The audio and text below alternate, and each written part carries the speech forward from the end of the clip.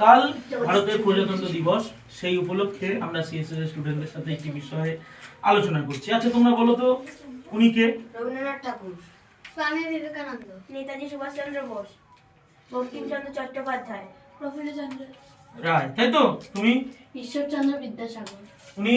ক্ষুদিরাম বসু, সাবাস। ইনি? রাজা রামমোহন রায়, ইনি?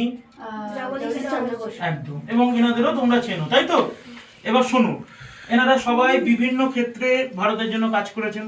কেউ লেখক ছিলেন, কেউ স্বাধীনতা সংগ্রামী ছিলেন, কেউ ব্যবসায়ী ছিলেন, কেউ ধর্মের মাধ্যমে মানুষকে নতুন করে উজ্জীবিত করেছেন, কেউ বিজ্ঞানী ছিলেন। হ্যাঁ, কিন্তু দেখো একটা জিনিস আমাদের জানা দরকার, এনারা প্রত্যেকেই কিন্তু ভারতের স্বাধীনতার আগে, মানে 15ই আগস্টের আগে মৃত্যুবরণ করেন বিভিন্নভাবে।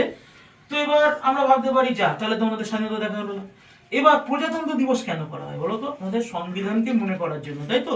যাই দিয়ে আমরা একটা গণতান্ত্রিক দেশ হিসেবে নিজেকে তুলে ধরি। এখন বক্তব্য হলো, তাহলে গণতন্ত্র যার জন্য ওনারা লড়াই করেছিলেন সেটা আমাদের দেখা হয়নি, কিন্তু তাহলে আমরা এনাদের লড়াইটাকে বছরের পর বছর মনে রাখি কেন? কেন রাখি বলো তো? একটা জিনিস শেখার জন্য, যে যারা স্বপ্ন দেখেছিল, যারা তোমাকে আমাকে স্বাধীন করেছে, এরকম কাজ করার সুযোগ দিয়েছে, তারা সেই স্বপ্ন পূরণ দেখতে না পেলেও ক্ষতি নেই।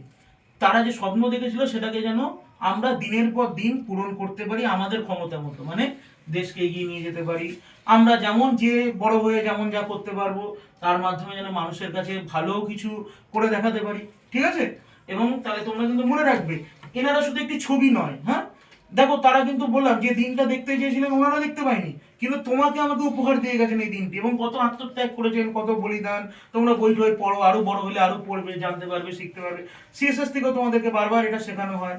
তাই সিএসএস এর মাধ্যমে এই যে আমাদের সিএসএস টিচাররা আছে, সম্রাট দাদা, শ্রমিক দাদা, আরো অন্যান্য দাদা দিদিরা যারা শিখিয়েছে, তোমাদের বরাবরই এইগুলো শেখানোর চেষ্টা করেছে। এবং আমি আশা করি বড় হতে হতে তোমরা আরো শিখবে এবং জানবে যে আমাদের দায়িত্বটা কি, পড়াশোনা শিখেছি কেন আমরা, বা শিখছি, বড় হচ্ছি কেন। এটা কি শুধুমাত্র মানে একটু ওই আনন্দ করার জন্য, বা একটুখানি ওই কোনোদিন পাড়ায় পতাকা তোলার জন্য? তা কিন্তু না। এইগুলো অনুভব করার জন্য যে যারা আমাদের জন্য করেছে, আমরা যেন তারা যে স্বপ্ন দেখেছে সেটাকে আরো পরিপূর্ণ করতে পারি। মনে থাকবে? সব মনে থাকবে তো? বেশ, ঠিক আছে।